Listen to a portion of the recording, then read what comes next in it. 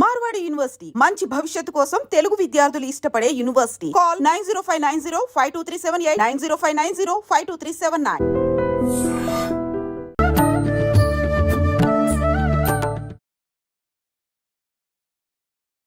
నమస్కారం, welcome to I dream. ధర్మ మార్గం విత్ విజిత కార్యక్రమానికి స్వాగతం. ప్రస్తుతం మనతో పాటు ఉన్నారు దివ్య విశ్వశక్తి పరివార్ ప్రచారకులు స్వామి ఓం స్వరూప్ గారు. ఇప్పుడు వారితో మాట్లాడి మన సందేహాలన్నింటినీ కూడా నివృత్తి చేసుకునే ప్రయత్నం చేద్దాం. నమస్కారం అండి. దివ్య విశ్వ స్వరూపులందరికీ కూడాను దివ్య ఆశీస్సులు. అక్షయ తృతీయ రాబోతోంది మరికొన్ని రోజుల్లో. నాకు తెలిసి ఏప్రిల్ 30 కావచ్చు. అయితే అక్షయ తృతీయ అనగానే ఆడవాళ్ళందరికీ కూడా చాలా ఆనందకరమైన వాతావరణం, బంగారం కొనుక్కోవచ్చు అని చెప్పి. ఎప్పుడు వస్తుంది అంటే ఎప్పుడు కొన్నా ప్రత్యేకించి ఆ రోజు వస్తుంది అంటే మాత్రం ఎక్కువగా ఉంటుంది.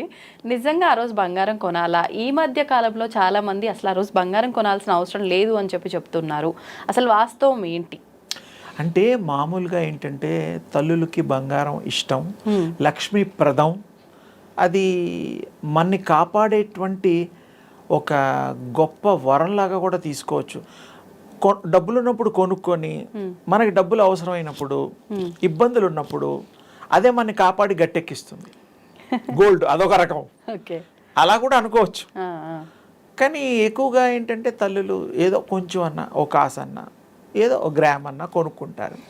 అది కొనుక్కోవడం వల్ల మంచిది. తర్వాత ఏదో విధంగా మనకి ఫ్యూచర్ని దృష్టిలో పెట్టుకునే ప్లానింగ్ లాగా కూడా ఉపయోగపడుతుంది. ఇంకోటి, బంగారము వల్ల ఈ యొక్క శరీరానికి ఆరోగ్యాన్ని కూడా ఇస్తుంది. బంగారం పన్నీళ్ళు అంటూ ఉంటాం. స్వీట్స్ షాప్లోకి వెళ్ళి చూడండి, వెండి పన్నీలు, బంగారు పన్నీలు పూస్తూ ఉంటారు, పూసి స్వీట్లు అమ్ముతూ ఉంటారు. ఇప్పుడు కొంచెం కల్తీ అయిందేమో, నాకు సరిగ్గా తెలీదు.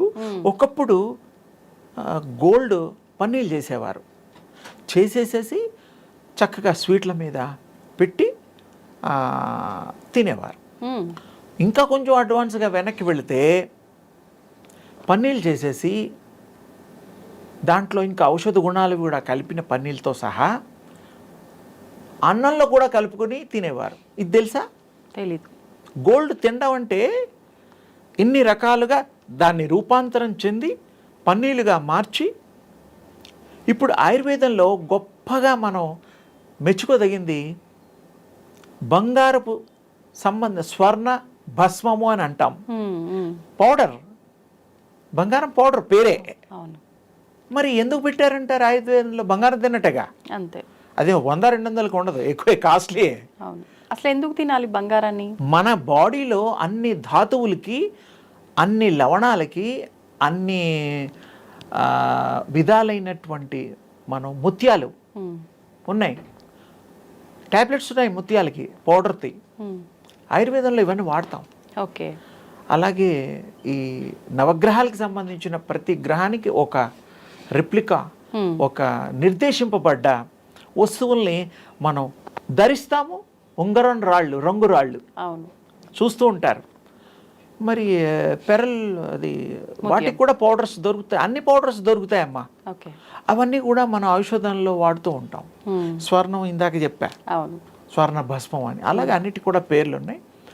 అంటే తినేవాళ్ళు ఒకప్పుడు దానివల్ల కూడా మన బాడీ పౌష్టికంగా, వృద్ధిగా, బలంగా తయారయ్యేది అని మన పూర్వీకుల నుంచి మనకి అది క్యారీ అవుతోంది. వేసుకున్నా కూడా దాని ట్రాన్స్మిషను, గోల్డ్లో ఉండేటువంటి తేజస్సు మీ బాడీలోకి వస్తుంది. అవును. ఎలాగైతే వెన్న పూసుకుంటామో, ఎలాగైతే మనం లేపనాలు వాడతామో, అలాగే మనం ఈ పన్నీరు ఇవన్నీ కొన్ని ఉంటాయి. అలాగే ఈ ధరించడం వల్ల మనకి దానిలో ఉండే మంచి గుణాలు ఈ యొక్క శరీరం ఆ తల్లి స్వీకరిస్తుంది. స్త్రీలు స్వీకరించి ఆరోగ్యంగా, ఐశ్వర్యంగా, ఆనందంగా. గోల్డ్ కొన్న వాళ్ళు ఎవరు ఏడవరు, నవ్వుతూనే ఉంటారు.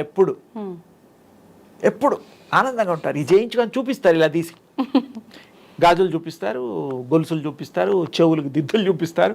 బంగారపు బొట్లు కూడా ఉన్నాయమ్మా, చూసారో లేదో నాకు తెలీదు.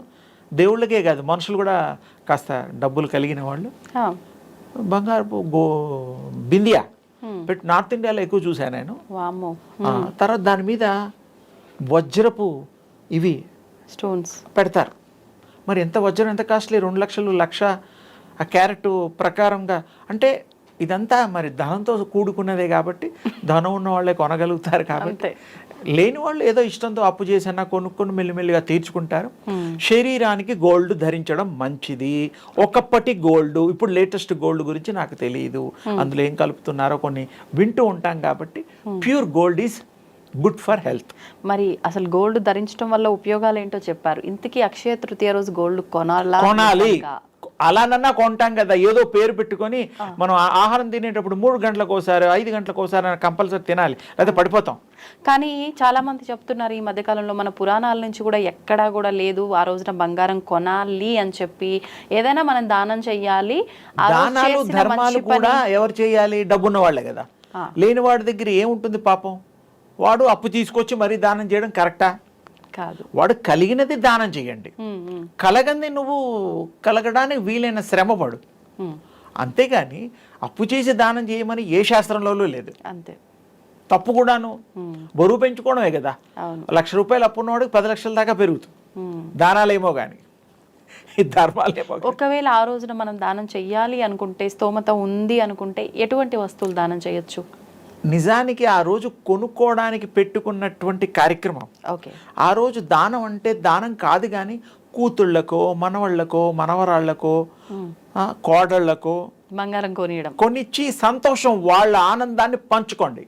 పుట్టింటి వాళ్ళు, మెట్టింటి వాళ్ళు ఎవరైనా సరే వాళ్ళు కూడా పెట్టాలి. లక్ష్మీదేవిని తెచ్చుకోవాలా? ఒక ఇంట్లో లక్ష్మీని నువ్వు తెచ్చుకున్నావు అబ్బాయి, మరి అమ్మాయికి అన్ని ఇవ్వాలి కదా. కంఫర్ట్స్ ఇవ్వకపోతే ఆ అమ్మాయి మనసు బాధపడదేంటి? ఇంత సేవ చేస్తున్నాను, ఇంతమందికి వండి పెడుతున్నాను, ఇంతమందికి ఇన్ని రకాలుగా నేను అన్ని కూడా సమకూరుస్తున్నాను, నా మనస్సును ఎరిగి వాళ్ళు సంతోషపెట్టి ఇంత పెసరెత్తు బంగారం కొనిపెట్టలేరా, బాధపడదేంటి? మరి అమ్మాయికి ఎవరు కొనిపెడతారు? పెద్దవాళ్ళు మీరు చెప్తున్నారు కాబట్టి అందరూ రెడీగా ఉండాలి ఆ రోజు జేబులు ఖాళీ చేసుకోవడానికి. మగవాళ్ళు లేదు, సంతోష పెట్టడం. ఫైనల్ గా బంగారం కొన్నా సంతోషమే, మనస్సును సంతోష పెట్టాలి. ఎంత ఉంటే అంత. డబ్బు లేకుండా అప్పు తీసుకొచ్చి కొనమని కాదు మా ఉద్దేశం. ఉన్న దాంట్లో సంతోషంగా గృహలక్ష్మిని సంతోష పెట్టాలి. గృహలక్ష్మిని పేరే లక్ష్మీదేవినే తెచ్చుకున్నాం మనం. వాళ్ళు కూడా విష్ణుస్వామి అనుకునే ఈ లక్ష్మిని వాళ్ళు కన్యాదానం చేసినప్పుడు కాళ్ళు గడగడం అవన్నీ కార్యక్రమాలు అందరికీ తెలుసు. ఆ ఇంటి లక్ష్మిని మన ఇంటికి లక్ష్మిగా మార్చుకొని మనం కూడా ఆ లక్ష్మి కళలు ఉట్టిపడేటట్టుగా మన కుటుంబాన్ని కూడా, ఆ అమ్మాయిని పెళ్లి చేసుకున్న వారు కూడా అంత గొప్పగా అవుతారు, అయి తీరుతారు. అందరూ కలిసిమెలిసి ఆ ప్రేమను పంచుకుంటే. ఇక ద్వేషాలకి అతీతంగా ఉండాలి. మరి 100 ఏళ్ళు కాకపోయినా ఎన్నేళ్ళు ఉన్నా భర్తతోటే ఉండాలి, అత్తమామలతో ఉండాలి, ఆడపడుచులతో ఉండాలి, మరుదులతో ఉండాలి, వచ్చే పోయే చుట్టాలని మరి గౌరవించాలి, తప్పదు కదా. అందుకని ఆ రోజు బంగారం కొనుక్కుంటే అదొక గుర్తుగా మిగులుతుంది. సెంటిమెంటే అనుకో, ఏదన్నా అనుకో, కొండ మంచిదేగా. సంతోష పెట్టడం కాజ్ మెయిన్. ఒక తల్లిని సంతోష పెట్టేటువంటి కార్యక్రమం కాబట్టి కొనాలి, దాచుకుందాం. ఎప్పటికైనా అది పోయినా నష్టం లేదు, కానీ కొంటే ఆనందం. అంతే, ఆనందాన్ని పంచుకునేంత గొప్ప అవకాశం మళ్ళీ బంగారంలోనే ఉంది. డబ్బిస్తే మళ్ళీ అదే పోయి కొనుక్కుంటాంగా. ఏది ఇచ్చినా బంగారం రూపంలో ఇస్తే బంగారం లాంటి మనస్సు సంతోషపడుతుంది. స్త్రీమూర్తి మనస్సు బంగారం. ఆ బంగారానికి బంగారం ఇస్తే మహాబంగారం అయిపోతుంది. అందుకని తప్పకుండా ఆ తల్లుల్ని సంతోషపెడదాం, ఆ తల్లుల్ని లక్ష్మీదేవిగా భావిద్దాం. ఏదో తృణమో పనో ఎవరికి ఎంత శక్తి ఉంటే అది కొనుక్కోవడం తప్పులేదు. ఫస్ట్లో ఇందాక చెప్పాను, ఇది ఉత్తరోత్తర మనకు అవసరమైనప్పుడు కూడా బ్యాంకులు పోక్కర్లేదు. మనకి ఏదైనా అవసరాలు రావాలని కాదు, చెప్పలేం కదా. ఒకరి దగ్గరికి వెళ్ళి చేయి చాచకుండా, అలా అని కష్టాలు ఎవరికి రాకూడదు. ఫస్ట్ పాయింట్, కష్టాలు పడకుండా మనం జాగ్రత్త పడదాం, అంతే, చక్కగా ఉంటుంది. అది నిజమైన అక్షయ తృతీయ ఆనంద హేళ, అంతే, పండగ చేసుకోండి. ధన్యవాదాలు అమ్మ. శుభం తల్లి.